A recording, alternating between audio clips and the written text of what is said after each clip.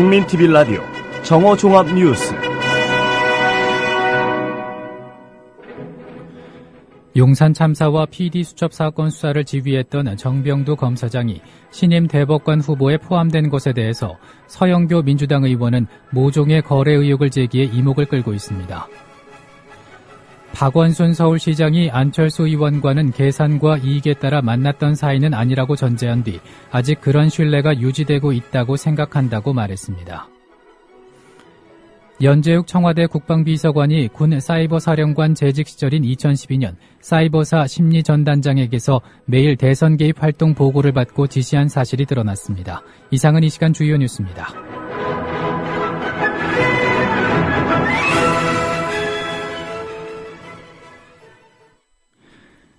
국민TV 라디오 정오종합뉴스입니다. 연재욱 청와대 국방비서관이 군 사이버사령관 재직 시절인 2012년 사이버사 심리전단장에게서 매일 대선 개입 활동을 보고받고 지시한 사실이 드러났습니다.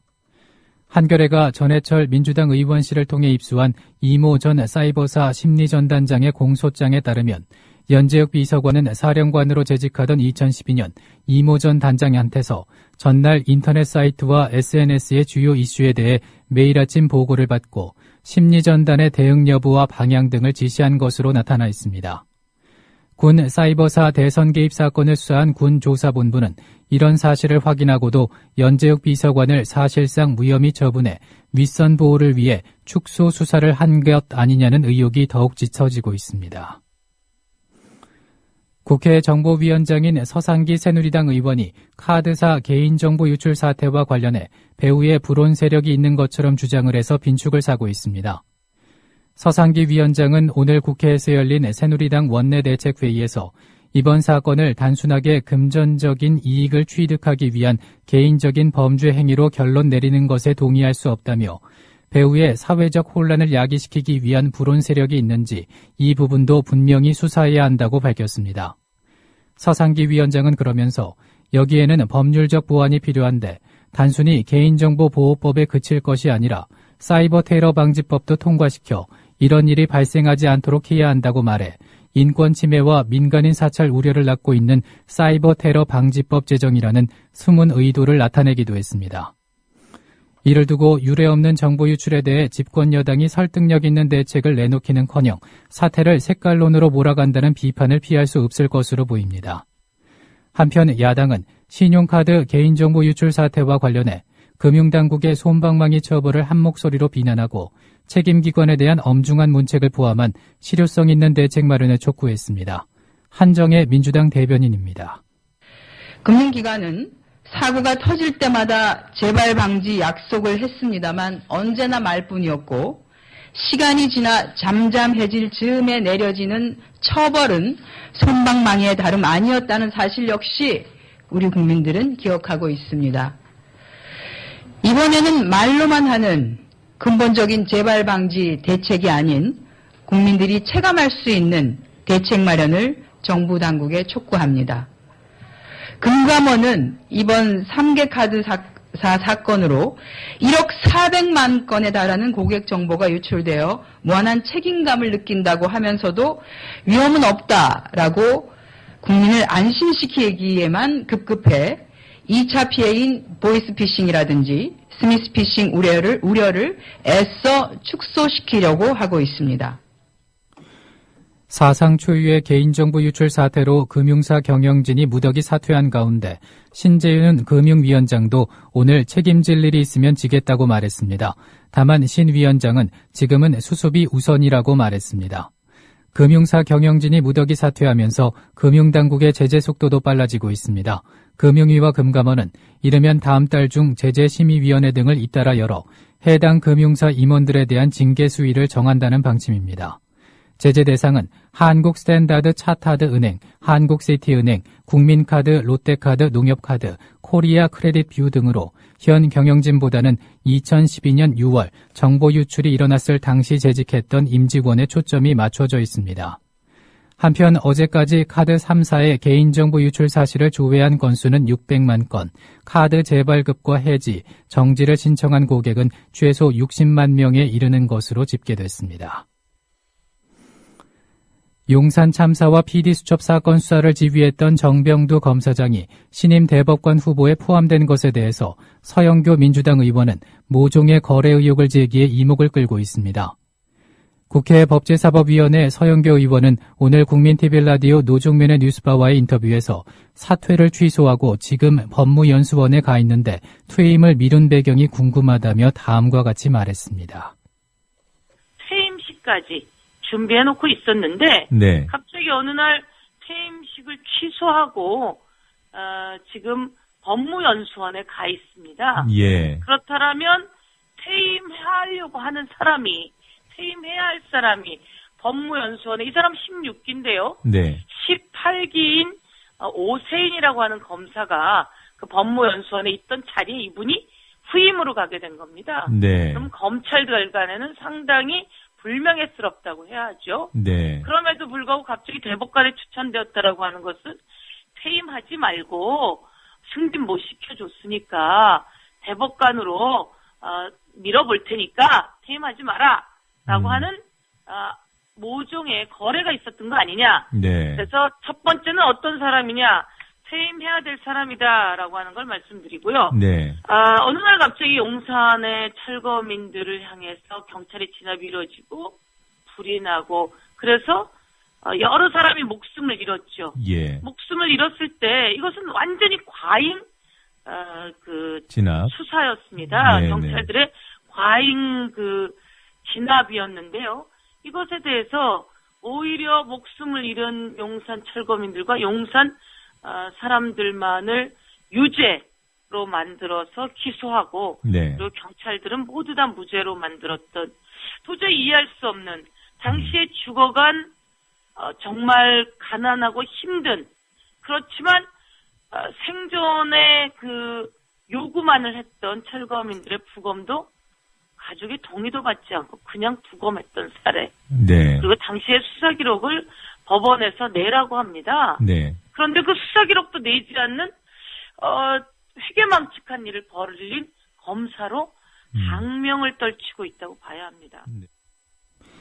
서영교 의원은 또 이런 사람이 인권 최후의 보루라고 하는 국가 권력으로부터 국민이 피해를 입었을 때 찾아가야 되는 대법원 대법관 자리에 오른다면 사법정의는 실현되지 않을 것이라고 우려했습니다. 박원순 서울시장이 안철수 의원과는 계산과 이익에 따라 만났던 사이는 아니라고 전제한 뒤 아직 그런 신뢰가 유지되고 있다고 생각한다고 말했습니다. KBS 라디오 안녕하십니까 홍지명입니다에 출연한 박원순 시장은 안철수 의원 측의 6사 지방선거에서 서울시장 후보를 낸다면 부딪히게 되는 게 아니냐는 사회자의 질문에 서울시장이라는 자리가 개인 또는 정치 세력의 것이 아니라며 그런 관점에서 보면 답이 나온다고 밝혔습니다. 그러면서 기존 정치가 욕을 먹는 이유가 바로 시민의 눈으로 따르지 않았기 때문이라고 비판했습니다. 박원순 시장의 말입니다. 그래서 여러분 아시는 것처럼 제가 이런 말을 좋아합니다. 수가 제주 역가 복주라는 말이 있잖아요. 물은 배를 띄울 수도 있지만 또 물을 뒤엎을 수도 있다. 네. 여기서 말하는 물은 시민들이잖아요. 제가 지난번 보궐선거 때 나왔을 때도 사실은 그 당시에 민주당 또 한나라당 이 거대 정당들을 이기고 예.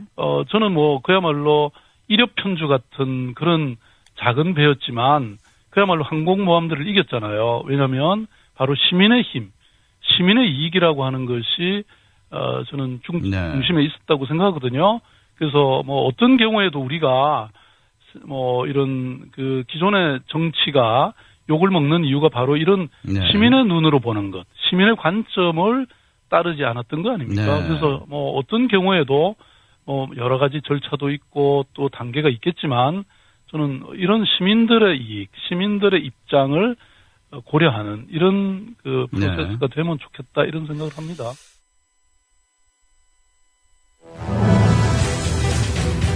진실을 호도하지 않고 논점을 이탈하지 않는 공정 뉴스.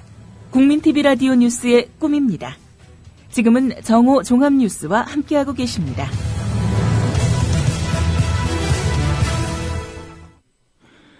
검찰이 교회에 150억 원대 손해를 끼친 혐의와 조세 포탈 등으로 기소된 조용기 여의도 순복음교회 원로 목사에게 징역 5년에 벌금 72억 원을 구형했습니다.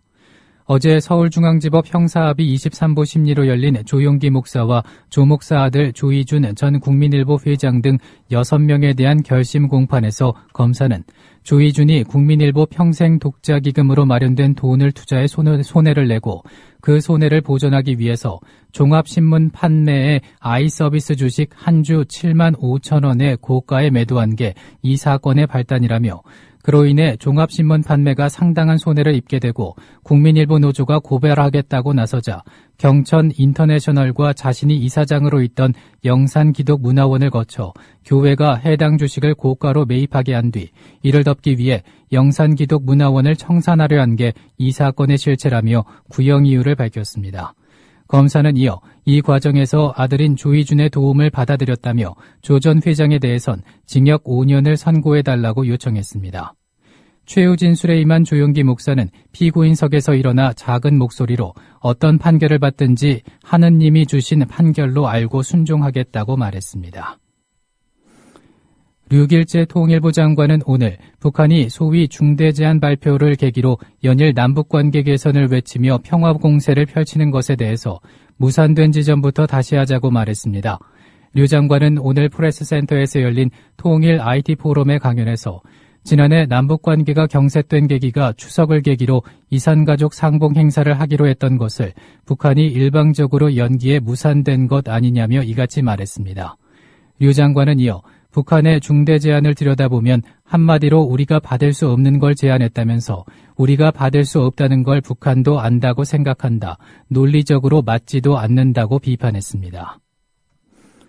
한국일보 인수우선협상 대상자인 박원석 삼화재분 대표가 부친 박만송 삼화재분 회장의 인감도장과 서명을 위조해 수십억 원을 대출했다는 의혹과 관련해 위조 여부를 판단한 감정서가 법원에 제출됐습니다.